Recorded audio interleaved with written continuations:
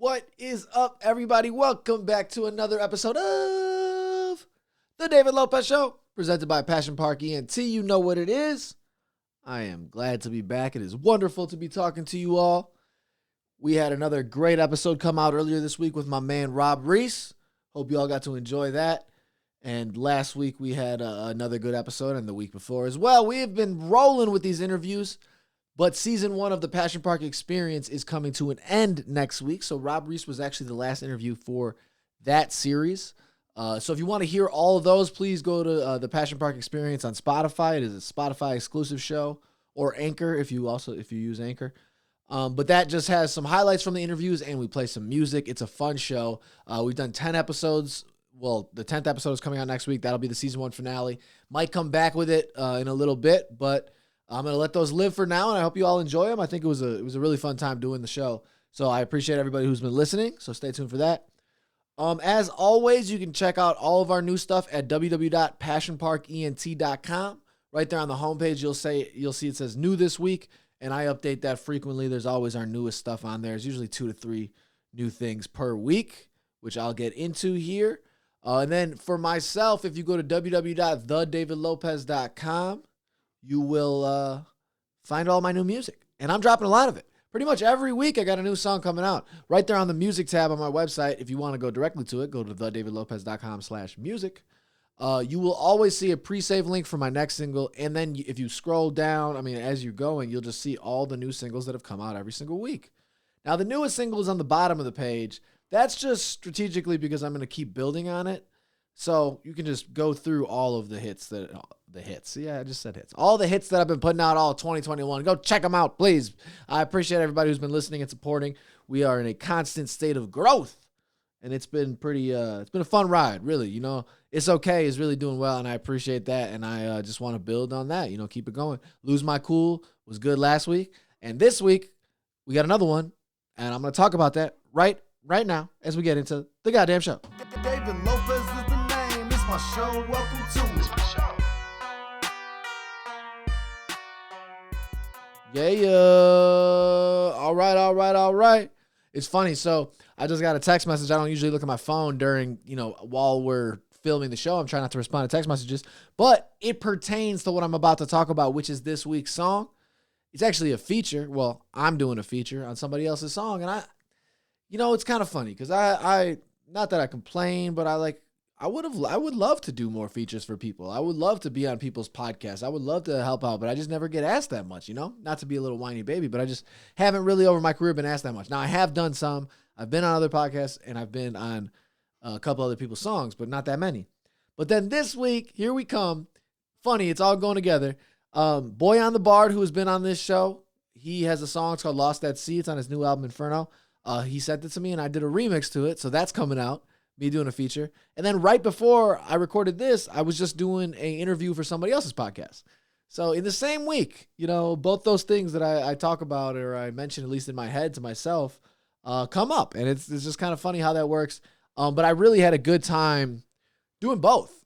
So this record, Lost at Sea, well, first, I'm going to break down Lost at Sea. Let me just say, I was just on another guy's podcast.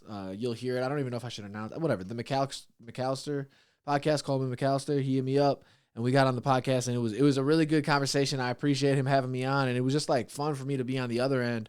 And still, I feel like I talked a lot. I just went on tangents as I usually do. But hopefully you guys enjoyed that. Stay tuned for that.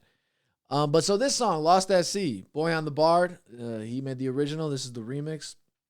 I really had a good time doing this, his music is there's a lot of room for adding on, especially for this song. It was it's the experimental genre that he kind of taps into, and there's a lot of just a beat flowing. And I kind of heard it when he sent it to me. I was like, I could just rap over this, right?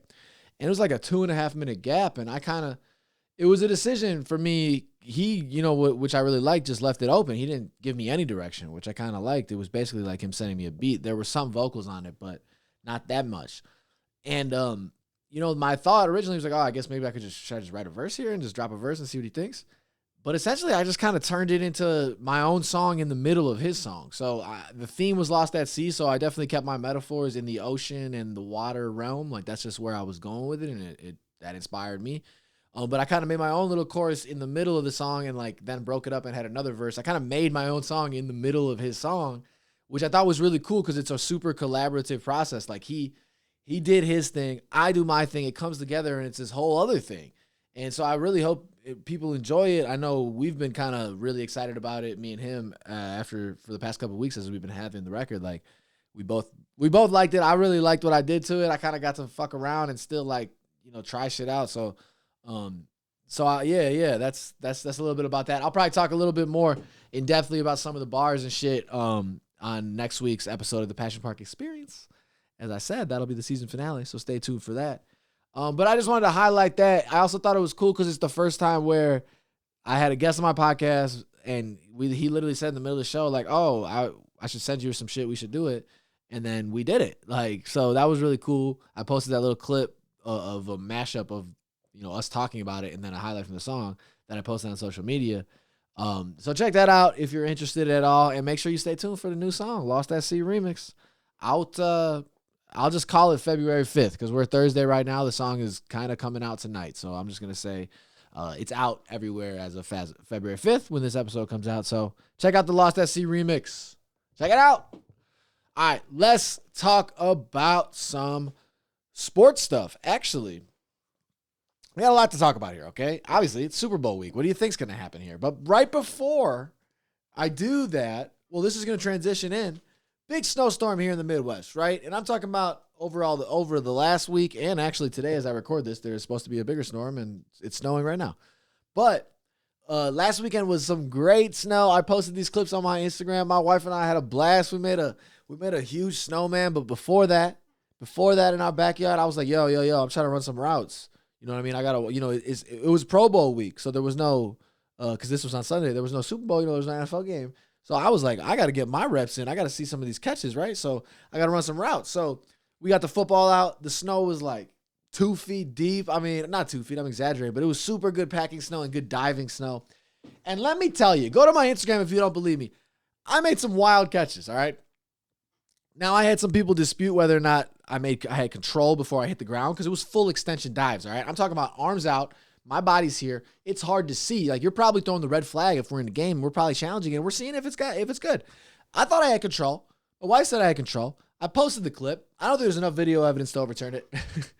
But I had a great time playing in the snow, and I hope some of you guys did too. I know I sound like a little kid, but like, I wanted to go sledding. We couldn't. Obviously, my wife can. She's pregnant, so like we're not messing around with that. But like, I was messaging some of my friends, my childhood friends, and we were like, yo, this is that perfect sledding weather. Like, we used to have this hill. It was like a block away from my parents' house. It was called Mount Trashmore. I mean, that's what we all called it because I think we all said it was a landfill, and it was just like the lure of it was called Mount Trashmore in Evanston. Shout out. If you guys know Mount Trashmore, you know what it is. If you know type shit. It's a fucking hill. Like, there's 3 hills. There's a small one, a medium, and then the Death Hill, which is the big one, which people were known to have injuries because of the crazy bumps and crazy, like, verts that are going on there. They blocked it off and said you can't go up, but everybody did. Anyways, I've been wanting to do that. Haven't got to, but I still had a good time playing around in the snow, and I hope you guys got to enjoy that as well. If you're listening to this from the Midwest, you know what it is, or wherever you may be that got snow, but probably not Florida, I'll guess, or Arizona. Speaking of Florida, that's my transition to the Super Bowl. You know, if you're listening to this show, you've probably already been made aware of who's playing in the Super Bowl. I'd be very surprised if you were coming to the show to find out who's playing in the Super Bowl. But nonetheless, Kansas City Chiefs against the Tampa Bay Buccaneers. I want to be here to break down some fun prop bets and some fun things to go over. Because I'm not, I don't claim to be an expert analyst. I do go over some of these games and make some comments here and there. But, these are just my opinions. This is just my perspective. What I want to do is go over some fun shit for this game. If you want to find somewhere to really make a bet about the game, don't listen to me. Listen to, I don't know, some other expert podcast where they have some NFL guys who know what they're talking about. I want to go through the fun stuff. So let me grab the sheet. So my wife and I are just going to watch this game by ourselves at home, I think. Well, there's a couple couples that are in our pod. So we have like a light little pod, but I don't think we have plans with anybody. It's just going to be us. Probably order some pizza. So what I did was, if you Google like fun Super Bowl 55 prop sheets, you'll find all these printable ones. So I printed off 2 for each of us, so we can just go make our little prop bets at home, and I might send them out to some friends and just go through do some pools and pool to some money together that way. But if not, it's just for us. But anyways, there's a really good one on FanDuel. That one has it has pretty much like legit questions. Like for instance, it's all about the game. These are all game related. Like, will Tom Brady have a rushing touchdown? Will Patrick Mahomes have a rushing touchdown? Which team will record the most sacks? Will Clyde Edwards-Helaire score a touchdown? Like, these are all football related questions. There is 25 of them, and it's like, it's pretty cool. Like, we're gonna fill that out. Probably bet something on it between the two of us. Now on this other site, I believe it's gamblingsites.com. I found this one. I just searched, like I said, Googled fun Super Bowl 55 prop bet sheets, and I got this one right away. This is awesome because it's all the fun stuff that I wanted to go through. Last year when I was at my friend's Super Bowl party, I printed off a bunch of these and brought them, and we did a pool for them, which I didn't win. I never win any of these gambling things, but I have a fun time doing them, and that's all I'm saying. Like, I'm definitely spreading out my money for this game on Sunday and just putting some bets out there just for fun. Why the fuck not? It's the Super Bowl. Sorry.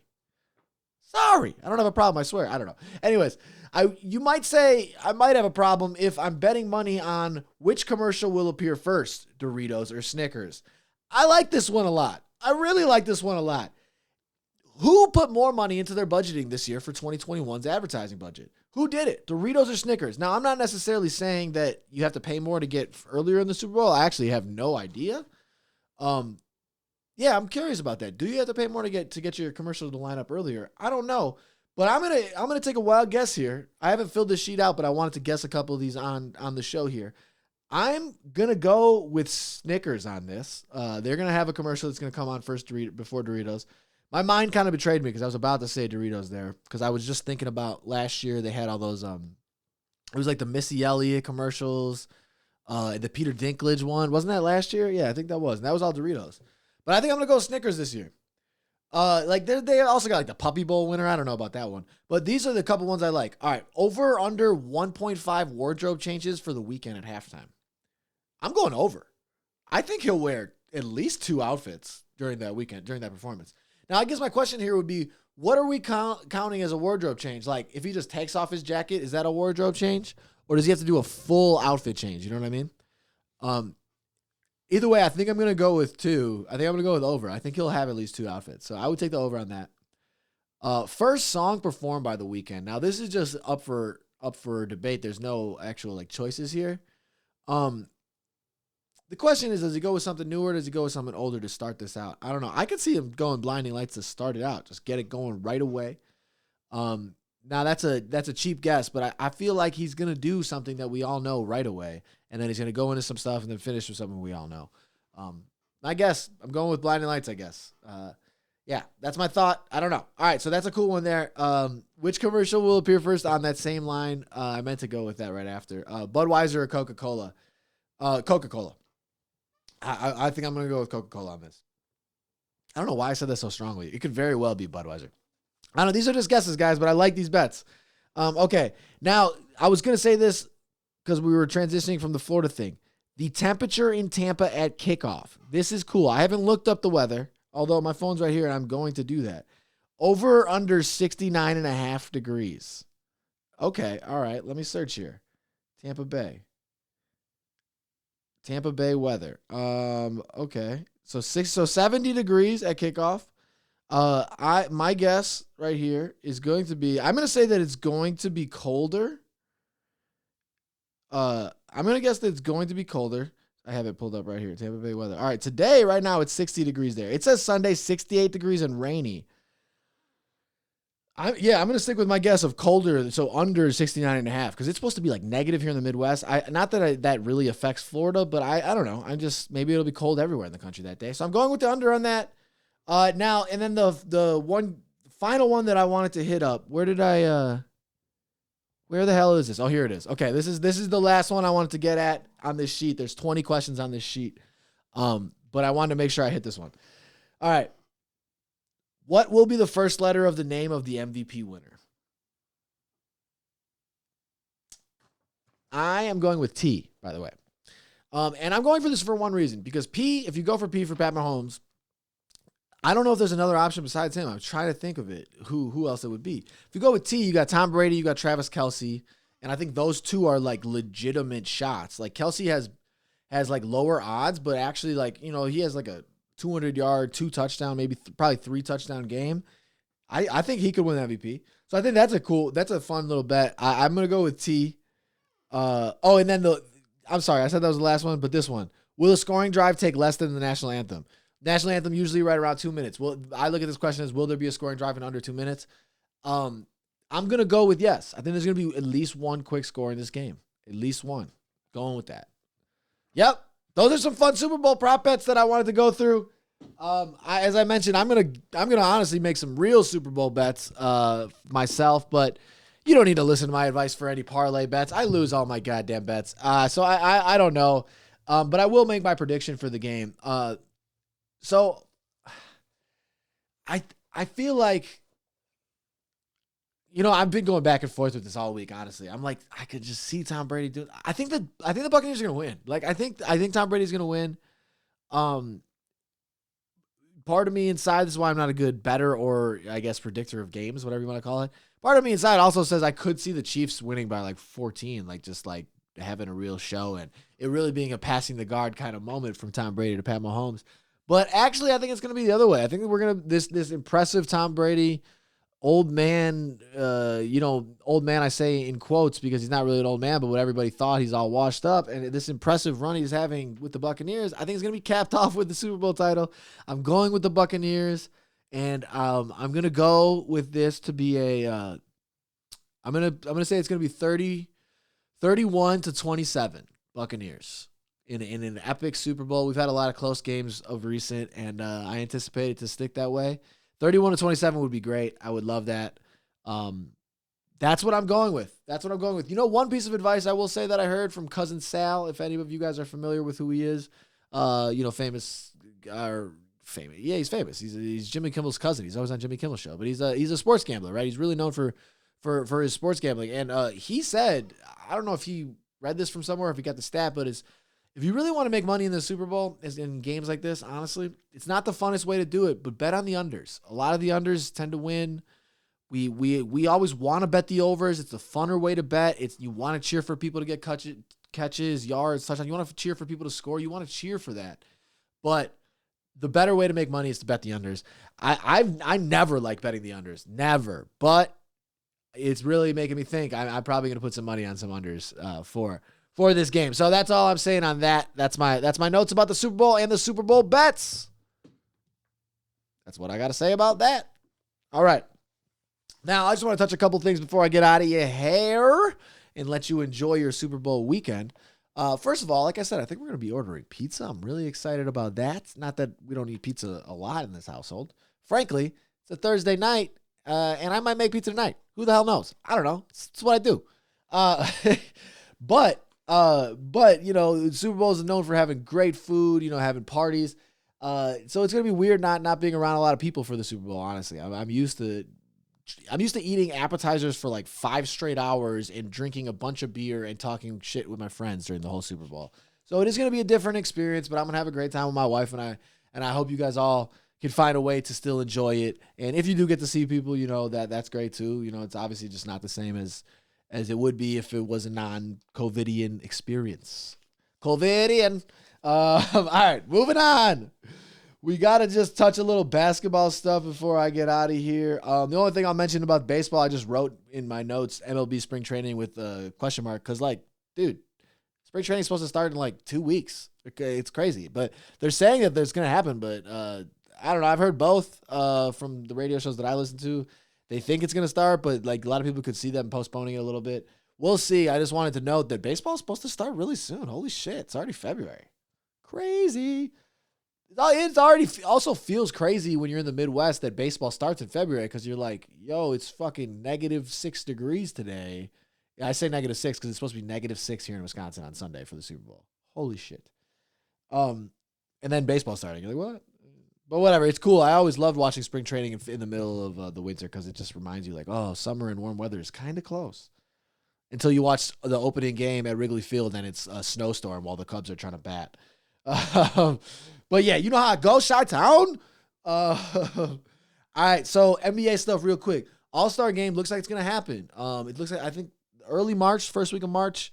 And they're going to actually play a game. I don't know if there's going to be able to be any fans. Sounds like it's going to be in Atlanta. The only note I want to say is if you're a Bulls fan, vote for Zach LaVine.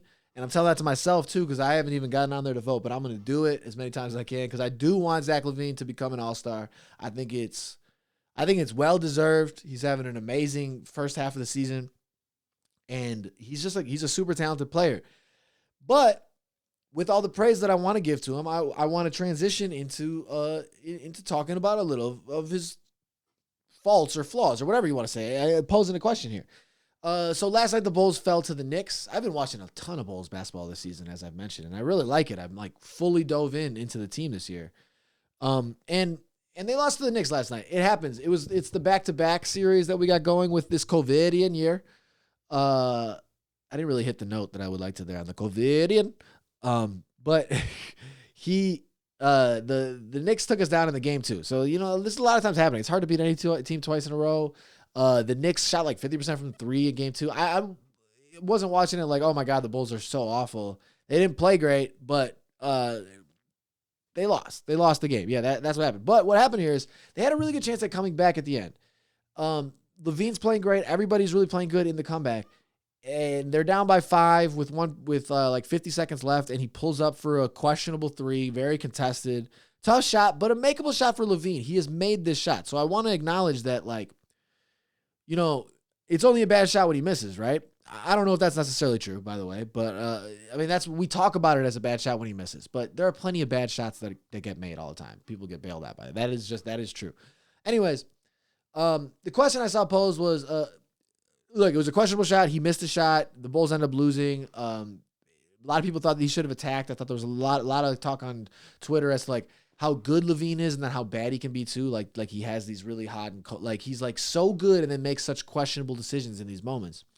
And then I saw somebody say, while that may be true, that's the same kind of shot that Dame takes or Steph takes at the end of the game. They're questionable, crazy big shots, but they're makeable for these super talented guys. And LaVine doesn't seem to get the kind of leeway that those guys get. Now, he hasn't won like those guys, so that's part of that, I'll say right away. But I will also acknowledge that that's kind of true. Like, he falls into the mold of those guys, those tough shot-making guys who almost are better when they make tough shots. It just is true for a lot of those guys. Steph Curry, rhythm shots where he's going crazy, like, he makes those. It looks like the toughest shot you've ever seen, and he makes those. And LaVine does something similar to that. And so I can acknowledge that that's true. I still think watching that game, I don't think it was the right shot. He had the defender, I thought, on his back foot. I thought he really could have attacked. He had just attacked and got this nasty dunk to the rim. Nonetheless, he's the all-star. He's the good player. He's the one making the decision out there. I get it. But the question is, when you have a superstar at that level and you're trusting them to make decisions, it's going to look like that sometimes. And are you okay with that? It's going to look like look, there have been, I'm just using Steph Curry as an example because he's who I think of. But Dame is a good example too. I have watched Dame at the end of games, in close games, miss a 30-footer that you're like, they don't show that highlight, but he just pulled up from super deep. And you're like, if that's anybody else, you're like, what the fuck was he doing? But then he gets that trust and that leeway. And I fully understand that. And he should. But that's something to think about when we're criticizing LaVine, because I think he falls into a similar category. I'm not saying he's as good as those guys, but he's of the same build of how he plays and how he scores. Now, that being said, I think, he's still improving as a decision maker. He's obviously a much better passer and much more gifted playmaker than he's been in the past. And this year he showed just a ton of strides in that. And I don't know, I just keep saying, like I think I've said before, is like, give it time. We can see what he develops to. I don't want to trade him. I understand if the perfect trade came along. I think AK Arturas is ballsy enough and basketball heady enough that he would do it. He doesn't care. It's not about feelings. It's about making a successful team. But I, as a fan, want to see LaVine grow and see what he can become. What can he be? He's so young. And on that same note, before I get out of here, Lauri Markkanen. I've talked a ton of shit about him, and because I don't trust his game that much. I don't think he's that good. I've said I don't think he's that creative of a player, so I don't think his ceiling is that high. I still kind of agree with that. I don't think his creativity going to the rim and scoring is high enough or is good enough for him to have a really high ceiling. But at the same time, I got to acknowledge that he's been playing really well. He's been making open threes. He's been attacking the rim and looking like a better than what I thought player. I'll put it that way. I don't know, is he deserving of a top 10 pick? That's going to be the question that follows him when you are that high of a pick. That's always how it is. But nonetheless, he's looking like a very good player. He scored 30 points in a couple games recently. I saw him have some nasty dunks going to the rim. So, there's improvement there, and I really want to see. We're going to have to decide here about paying Lowry and about paying LaVine. And so are we going to be comfortable with making those guys cornerstones and then having Kobe White? I'm more concerned about having Kobe White and LaVine as a backcourt going forward, but you got Kobe White locked up for the next couple of years under that rookie deal. So it really is about if you're comfortable with Lowry, LaVine, and then Kobe as the other guy. I don't know. I think there's a bright future for the Bulls, and I'm excited as a fan. I've been watching a bunch, like I said. But we'll get into some more NBA talk soon. I mentioned KT is recovering. If you know the show and if you listen to any of our NBA talks, you know KT. He's been on plenty of times. He's recovering from a Achilles injury, so I want to once again wish him well wishes, but got to get him back on the show for some NBA talk soon. As always, thank you for listening to another episode of the David Lopez Show presented by Passion Park ENT. You know what it is. I appreciate you guys. I've had a fun time talking my shit. Make sure you go check out the Lost at Sea remix by Boy on the Bard featuring me. Out now. Really excited about it. It's a fun record. Go to thedavidlopez.com/music to hear all my new stuff. I got a new song coming out next week. I got a new song coming out the following week after that. Because you know why? Because that's what I'm doing. I'm doing new songs every week. It's just what I'm doing, guys. It's just what I'm doing.